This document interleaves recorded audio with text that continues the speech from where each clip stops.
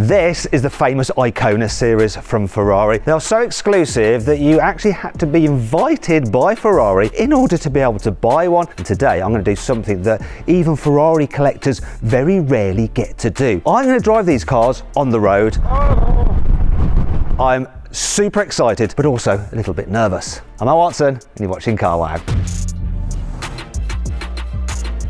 The Icona Series launched in 2018 with the Monza SP1 and SP2 before the Daytona SP3 arrived in 2021. All three cars feature the company's iconic naturally aspirated V12 engine, and they've been designed to celebrate different periods of motor racing history. And this explains why they look completely different from other modern Ferraris. The SP1 and SP2 are inspired by Ferrari's 1950s Barchetta racing cars, so vehicles such as the 750 Monza and the 250 Testarossa. Now the SP1, as you can see, has a single seat. The SP2 has two seats. The chassis is actually based on the 812 Superfast, as is the front-mounted V12 engine. In total, Ferrari has built a combined 499 SP1 and SP2s. It hasn't divulged the exact number of SP1s and SP2s, just that total number. In terms of the design, both of them have the same overall look. So here at the front, you've got this classic 1950s Ferrari oval grille, but obviously with a modern interpretation. We've got exposed carbon fibre low down here on this extended front splitter. Then this beautifully painted red bodywork as well. Obviously underneath that is carbon fibre. You've got some high-tech designs actually in terms of the light. So you've got modern lighting, and that little strip there, that is your indicator. One thing I do want to point out on this particular car is the owner has clearly used it in the manner intended. Look at the wear on those tyres.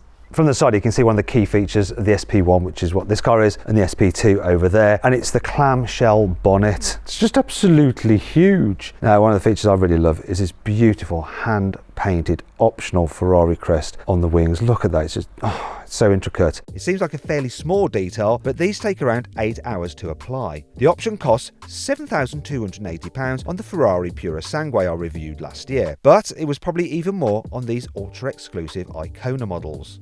I like the alloy wheel design as well in this bronze colour. So these 5-spoke forged alloy wheels, 20 inches at the front, 21 at the rear. Moving down the side, you've got this grille like on a 250 GTO. Now the SP1 does have two doors, one on each side, just like the SP2, but there's no seat in there. And you can get this cover, which is removable, just makes it look like a Le Mans racer. On many cars, these little spats over wheel arches are in plastic. Now here, obviously, they're in carbon fibre. What do? There's a little bit of an aero benefit. They stop rocks being flicked up as well and damaging the bodywork. They're also there for regulation because there's some rule that says that the car's tyre tread needs to be actually within the bodywork, and this is a way to actually extend what is seen as the car's bodywork. Very clever. I love the way you have this sort of seam for the car there. It's really, really intricate. And then as you move to the back, just the detailing and the shape and the sculpture of the car, just gorgeous. You've got these beautiful chrome tailpipes, this really impressive, huge diffuser, and this single, what would you call that? Hump. The hump. Oh, do you know what? I had a model car that was like one of these kind of 1950s races. It just looks absolutely wonderful. Hopefully, I might get the opportunity to drive this. I don't know though, it's not been decided that I'm going to get to drive it. I might do by the end of the day, but yeah, look at it. Which do you like the look of most? The single seater SP1 or the SP2? I'm erring on the side of the SP1. What do you think, Rory? I'm SP2, man. Really? Yeah. Lewis? SP2. Why? Too weird? A little bit. I like weird. Anyway, let me know what you think is the best looking of these two cars in the comments below. One feature they both have is this virtual windscreen. So the idea is that the air goes in there, then it gets kicked up there, so it goes over your head, so you don't actually need a windscreen. I'm not sure how that would work if you, I don't know, encounter a low-flying pigeon, but it should keep the air and bees and wasps out of your face. On the SP1 and SP2, you do not have external door handles because that would just spoil the look. And as they don't have any roof, to open them, you just do that. You've got these little dihedral doors. To climb in, you have to get over the sill. Oh, that's the noise of an old man getting into a very expensive sports car. Oops. And let yourself down. So the steering wheel and the instrument display is from an 812 Superfast. We've got sport seats with racing harnesses. But a defining feature of this car is this central spine here, which separates you from your passenger. There are some mod cons in this car though. So you've got like air conditioning. Not sure you need it, but you've got it. And there's even a glove box in there somewhere. You can't really get the one on the SP1 because it's under the cover, but it's there all the same. You just shut this down. Such a light door. Oh yes.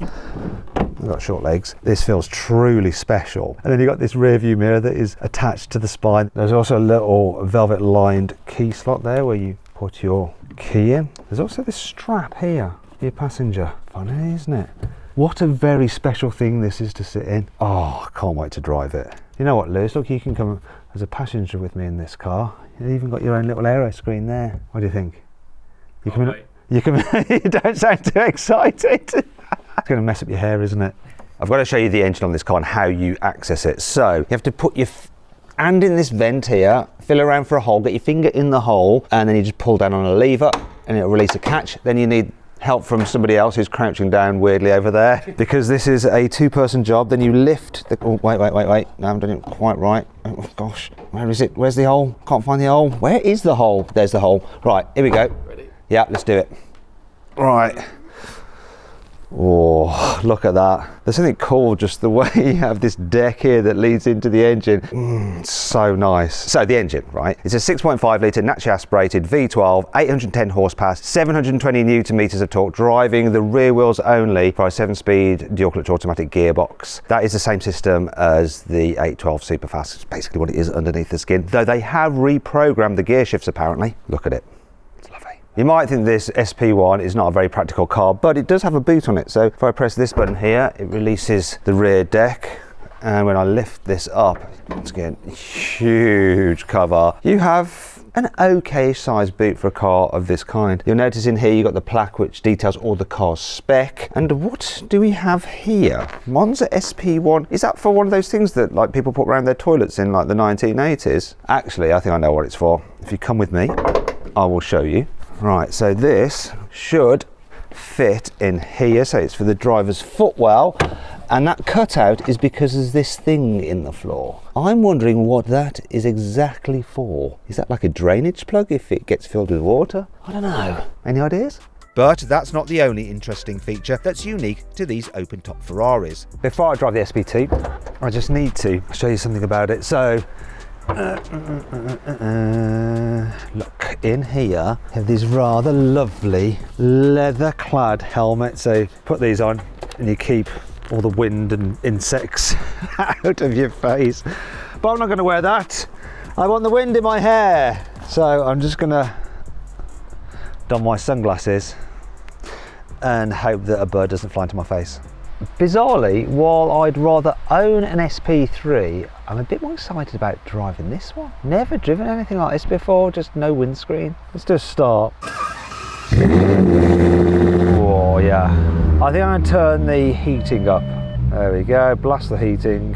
Right, here we go. Because you've got this like dash hood thing that comes closer to you, you can't quite gauge where the front right of the car is, so I'm going to make sure my parking sensors are on. They're beeping a bit because we've got cameras attached to the cars, but we should be all right. This car's only done 1,000 kilometers.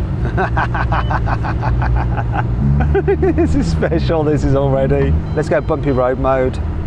Why is it, wait. So it's not happy about something. Fasten passenger seatbelt. Why? We don't need to. There's no one in it. Now this is not easy. I'm going to come out of this. Going to have to reach through here. There's no one sat there. Trying to do it one-handed because it can't quite get both. Thank God for that. Right, here we go again. Yeah, don't crash into me. No idea what they're saying. I don't speak Danish.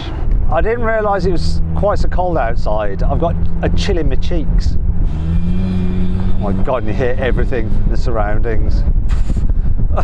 Already I'm getting so much wind in my face. Oh, I think I need to get the helmet on. Even at like 60 kilometers an hour, it's hard to get your breath with the wind buffeting in your face. I'll be amazed if you can hear me. I've got contact lenses in and I can feel the wind just blurring them up, which is not what I need in a car this expensive. But that's mad, I can literally hear the tyres of the car in front on the tarmac. You are so exposed. Oof. And then now again, it's just hard to catch my breath. I had a friend who did a skydive. They said at first when they jumped out of the plane, they thought they were going to suffocate because they just couldn't get their breath because of the wind just blowing in their face, and I never knew what they meant. And I guess it's like this. Whew. I've ridden motorbikes, but I've always had like a helmet on with a visor down. This is something else, this. It's gonna mess up my hair. But already, this is a special experience. Although it's making my nose run, my mouth lather. I'm gonna look like a right wreck. Oh, the car stepped then. Got cold tyres and I gave it some.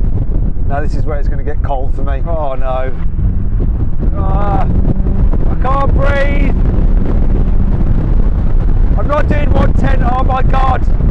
I literally can't breathe. I'm going to slipstream this truck.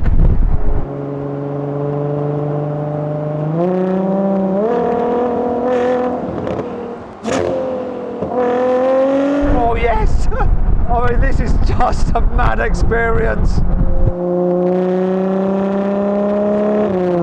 Whoa, that's 60 miles an hour. It's really intense. You need the helmet. There will be no way that you can hear me. I can't hear me. Whoa! I'm getting battered about. That's 120 kilometers an hour. 130. Oh.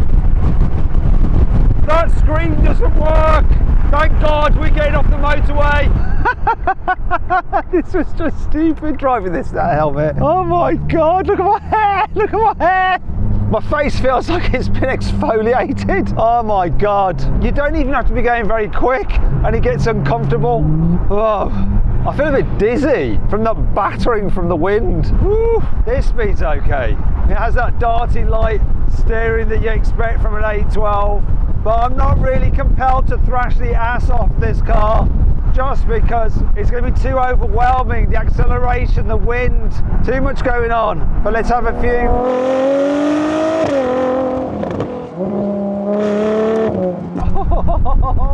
Oh wow. That's called the SP2 hairdo. Go to your barbers and go, oh, I'd like the SP2 please. The heater's doing a good job. It should have heated seats though, and they're not. That's an oversight. She didn't even bat an eyelid. How are you not looking back at this car? I don't understand. Who are these people? Make sure I don't take out a cyclist. You've always got to watch out for a cyclist. Over the shoulder visibility is absolutely tremendous. Yes, there's a bit of a hub, but apart from that, that's the speed limit. The speed limits are low here, very low. Oh, I just got flicked in the face with a stone, and I haven't got any PPF. Now cruising along like this is wonderful. It's funny, I'm in an 800 horsepower Ferrari and I just want to cruise slowly. Oh, ow. A load of like dust or debris just came off of that truck and just whacked me in their forehead. I think my driving this is almost over. It has been an experience. I'm actually not going to drive the SP1 because it's the same car, just without the passenger seat. Huge thank you to the Selected Car Collection in Denmark for letting me play with their toys. I can't believe I get to do this for a job. But my work, if you can call it that, isn't over yet, because soon I'll get to drive the SP2 successor. The third and my favourite car in the Icona series is this. It's the Daytona SP3. So Ferrari built this to celebrate the fact that it came position 1, 2 and 3 in the 1967 24 Hours of Daytona. And the design, unlike the Monza SP1 and Monza SP2, which were inspired by Ferraris from the 50s, this Ferraris from the 60s, in particular the 330 P3. So it's got a very swoopy design. It's my personal favourite in terms of the visuals. And the thing about this which is different than the SP1 and SP2, the fact that this is based on the LaFerrari Aperta, so not the 812, and that affects the position of the engine because this has a mid-mounted naturally aspirated V12. In terms of pricing, when these were delivered in 2023, they started from £1.7 million, a little bit more expensive than the SP1 and SP2, which started at £1.1 million. Values today, we'll come to that a little bit later on. Be interesting to find out where they're at because this is not as rare as the SP1 and SP2. 499 of those, 599 of these, but will that affect the price? I think the design of this car is so cool, the way it blends the modern with the classic. So obviously you've got like a classic style Ferrari front grille from the 1960s. But then we've got all this carbon fibre here and these really sleek headlights. Then you've got your daytime running lights underneath with your indicators incorporated, and these slats here as well. Very, very nice.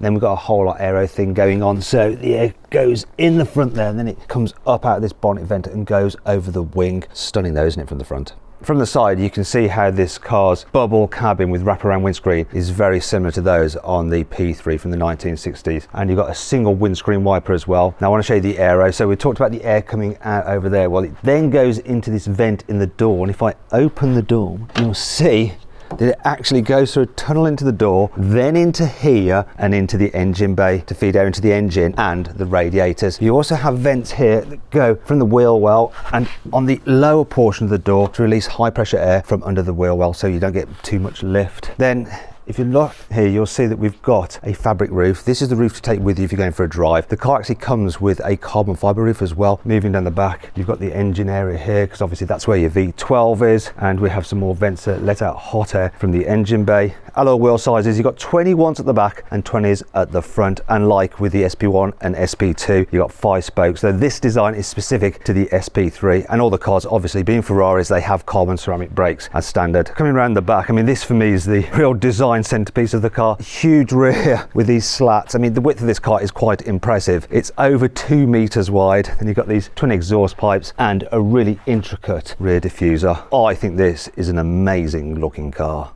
However, despite the astonishing looks, the SP3 isn't perfect. After just 10 minutes with this car, I've noticed it's a little bit tricky to live with. So I've already whacked my ankle on this protruding bit of carbon fibre trim, got my elbow on this bit up here, and Lewis has hit his head on the wing mirror. But the most awkward thing about limited run convertibles such as this is often the roof. For example, the Bugatti Mistral I drove a few weeks ago had one of the strangest removable roofs I've ever used. I wanted to see how it works on this Ferrari, but I'm a bit worried about getting it wrong and damaging such a valuable car. So I'm going to be helped by Jacob. Now he looks after the cars here at the collection. So what do we do? Start opening the doors. Okay, right, the handle's down here. I've done it once already. Yeah, there we go. This is nerve-wracking, opening the door because you get so close to the door mirror. It's all right, it's all right. Yes, it's fine, okay. Yes, and there's 5 small steps to do in here. There's the lock and unlock switches here. Yes, got both in the front and in the back. Yeah. And yes, and there's in the middle, and now the roof is actually free to take it off. And then I can roll it against you. Yes.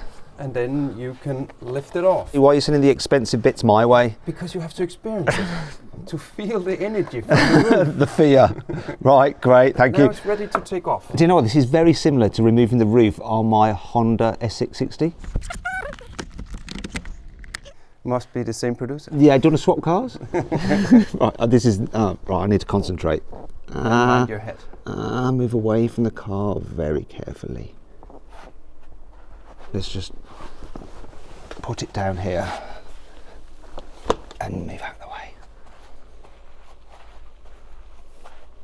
Once you've got the roof off, getting into the SP3 is pretty easy. So you can just sit on the sill, slide your bum across, and because you've got this cutaway there, you just slide your feet through, nice and easy. Now the seats don't move, but to get your ideal driving position, you move the steering wheel, which is manual, and you move the pedals by pulling up on this tab, and the pedals come towards you. That's perfect for me and my short legs. Now the steering wheel is familiar to other Ferraris, so you've got touch sensitive buttons on there and your indicators on it as well. For the climate control, it's in this touch sensitive screen here, and you've got a main digital driver's display but no other infotainment screen within the car. It's got bespoke dash design, really cool. We've got Alcantara here on the inside, lots of metally bits, and these are for your drive select, which is shaped like a normal H pattern for a manual gearbox. Before you ask, there is no storage or cup holders in this car, so don't take any drinks in it. And in case you're wondering about how you see out the back, well, you have a rear view mirror, but it actually has a camera feed from a camera on the back of the car, so you can see what's behind you. The seat fabric, you can choose different colours, but a lot of people went for this blue, and it certainly does stand out. And the seats are very, very comfortable, yet supportive. And look, we've got 4-piece racing harnesses. Right, I'm ready to go. Oh, first I need to tell you about the engine. To get in the engine bay, you pull on a lever just down here, and it releases it. It's an easier job than on the SP1 and SP2.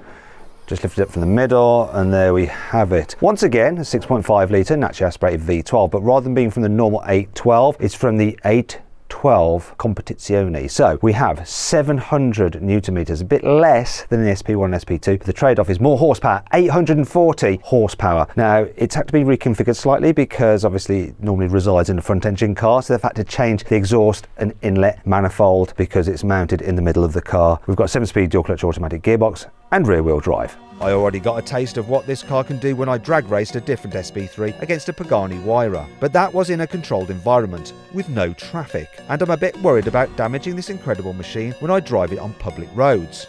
Here we go then, heading out. Got to say huge thanks to the selected car collection.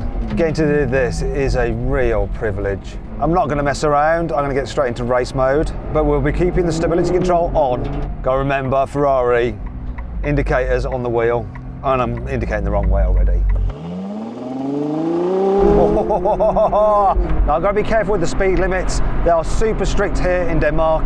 If I go twice the speed limit, which is entirely possible in a car like this, they will impound the car, then I have to pay the full value of the car to get it back. And that could be a huge problem, because all these Ferraris are insanely valuable. SP1s and SP2s are selling for over £2.5 million, and SP3s like this are selling for more than £4 million. But there are plenty of cheaper used Ferraris out there, including on carwow. I found this 2012 Ferrari 458 for sale with 19,000 miles on the clock for £125,000. However, when you're buying a used car, and especially when you're buying a used supercar, you should check its history, and I recommend using Car Vertical. So here's a report on that Ferrari, and as you can see, it's coming back all clear for mileage, damage and finance. But here's a Car Vertical report on a 458 Speciale on Car Vertical with several reports for front and rear damage. This car could be repaired and put up for sale, and you wouldn't have known about its dodgy past without a car history check. So if you're looking to buy a used car, make sure you use Car Vertical and the code CARWOW for 20% off. There's a link in the description of this video, and you can click on the banner in the top right hand corner of the screen or scan the QR code to head over to Car Vertical with the code already applied. When you're driving these rare cars, you are acutely aware of their value, and you have to sort of let go of that and just try and experience it. It's quite interesting getting used to the wing mirrors, which are actually on the wings. You sort of look through there rather than like that. Oh, yes!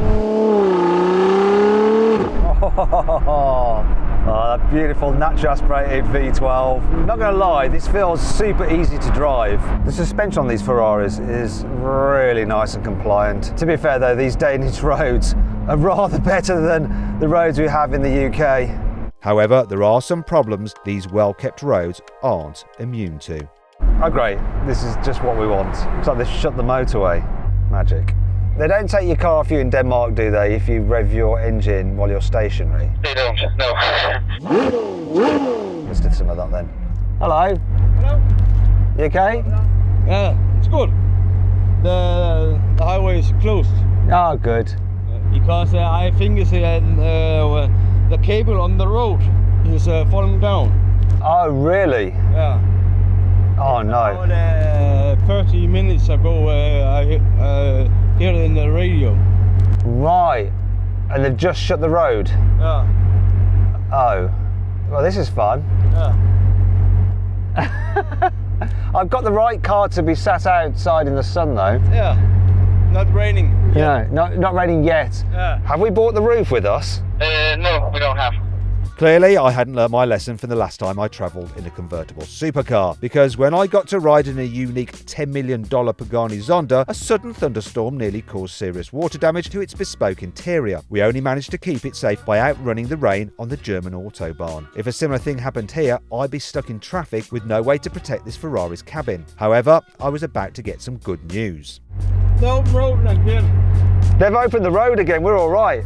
Not going to lie, if I had been in a normal car, I'd just pulled out into that lane and whizzed off, but I don't fancy being rear-ended by someone in a Suzuki Vitara. It's not even a Vitara, it's an Ignis. This rear view camera doesn't work very well at all. You get a lot of reflection in it, so I can barely see what is behind me.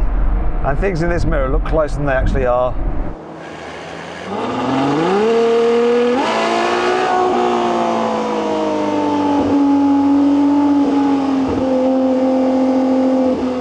That was nice.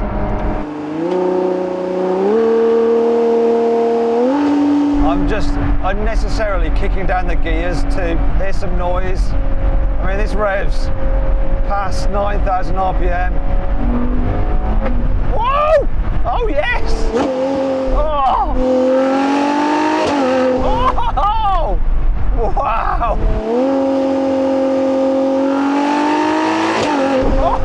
Oh! Every gear shift is just mwah! Oh, listen to that! It's second. Oh! That is so crisp.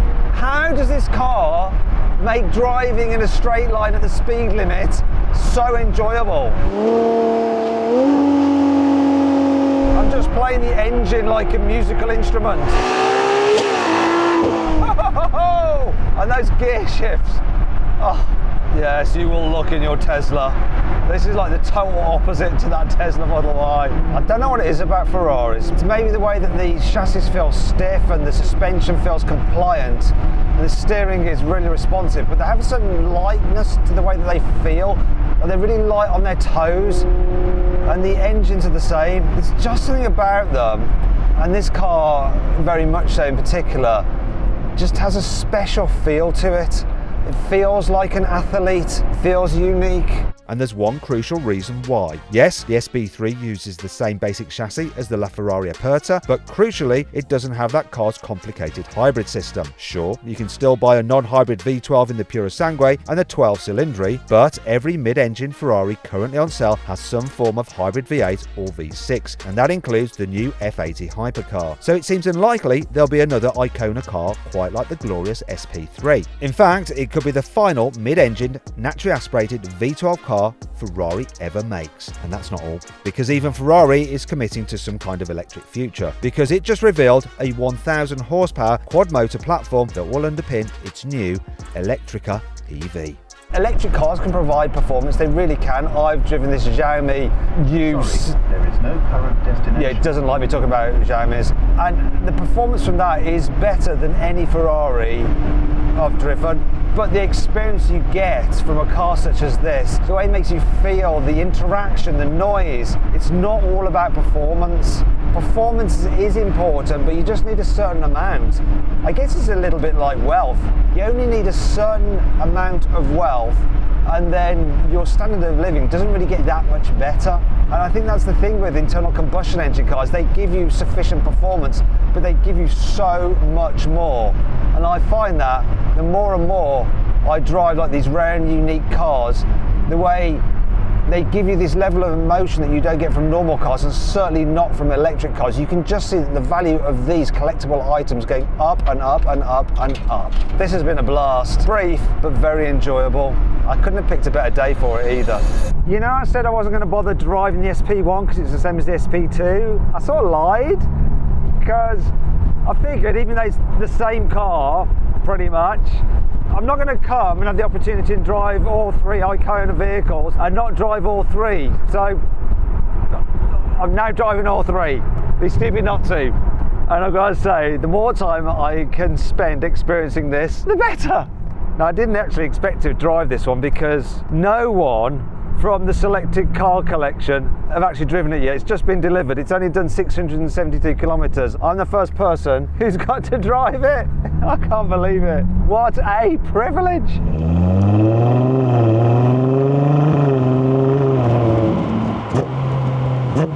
Wow. Anyway, I hope you'll enjoyed the video as much as I have done filming it. If you have done, give it a like, and if you'd like to let me know some other exclusive rare cars you'd like to see me drive in future videos, just list them in the comments below. We'll see if we can make it happen, because who knows? This time last year I didn't think I'd be driving this, but here I am. Anyway, thanks for watching, and I'll see you next time.